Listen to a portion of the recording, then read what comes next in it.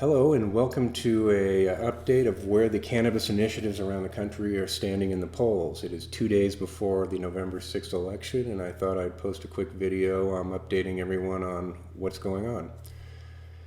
Now, contrary to popular belief, the ballot initiatives in Colorado, Washington, and Oregon aren't the only cannabis-related initiatives on the ballots this November.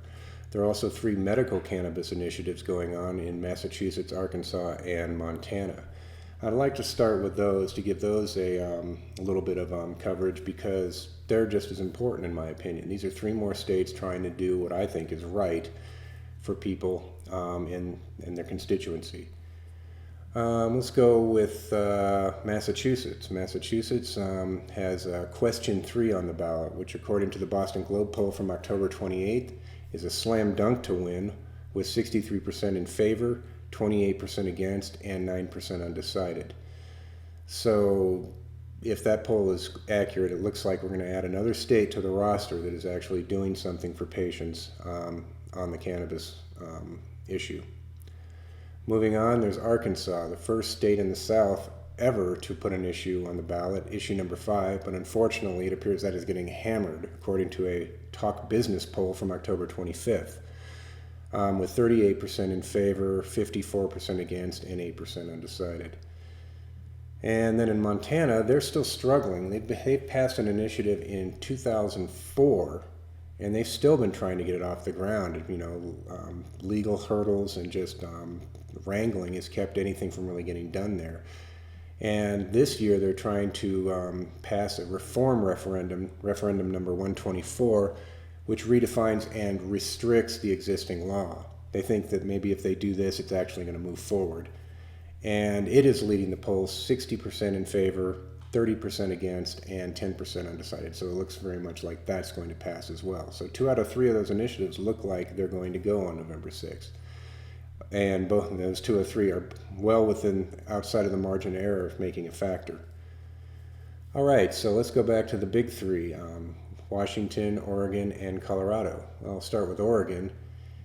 And Oregon's Measure 80, it doesn't look so good. The most recent poll from the Oregonian shows 42% in favor, 48% against, with 9% undecided. And there's a missing 1% there somewhere. Again, I don't know how these polls work, why they don't always add up to 100%. But again, this one, even if the 9% word, I think it's unlikely it's going to go in favor. My opinion is people that are undecided at this point are going to get to the voting booth. They're going to see the yes and no, and they're going to vote the status quo. I really don't know what I want to do. I'm just going to let it ride and just vote no. So I'm saying that the Oregon one looks pretty dead in my opinion. Now, Colorado Amendment 64, according to a public policy poll on October 25th, we have 53% in favor, 43% against, and 5% undecided. And once again, some weird math is afoot because the total there is 101%. I verified the numbers from the actual poll data. I am providing a link down below for the summary, and embedded within that summary are the actual links to the poll data. It comes up to 100%. Now, if anybody out there knows anything about polling and the statistics they use, can you tell me why these things don't add up to 100%? I'd really like to know. Leave a comment down below, send me an email at ganjageezer.com or something like that. I'd really like to know. So, within the margin of error, it looks like it'll pass in Colorado, but an article just posted in the Denver Post today or late last night shows that the polling, the quote exit polling of people who have already voted, as many people know, early voting is occurring in states around America, and Colorado is one of them, and early voting's been going on for over 2 weeks now. Polls of those people show that it's in a dead heat, that it is dead even. Now, that makes it all the more imperative for people that have waited till election day to get out, that they need to get out there and vote yes. That 53%, maybe they're waiting to waiting till Tuesday to actually get out there, but I encourage you to get out and encourage people that you know to get out and vote yes, because I still think it's too close to call in Colorado. All right, now it's a different story in Washington. And I-502 has a significant lead according to a October 22nd poll from a company called Strategies 360. 54% in favor, 38% against, and 9% undecided, also giving that funky 101% total, showing that they have a very good chance of passing it in Washington, even with the margin of error.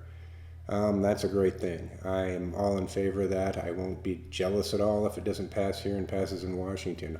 If one state can actually make this statement, it's a huge victory for the cannabis movement in America. So we've got what it looks like 4 possible wins out of 6, and 3 of those very probable. That's a very good thing. I can only encourage you to get out if you're in one of these states and vote yes for your initiatives. It's the only way it's ever going to get passed, especially the young voters. Older people like me, we vote, we have more time. Younger, you have to make that time. If you're registered, you need to get out and vote yes. And also, even if you're on the fence about it, for the undecideds, you may not think the law is perfect, but remember what Voltaire said. This is paraphrasing. Perfect is the enemy of good. So until next time, I'm going to say goodbye and stay medicated.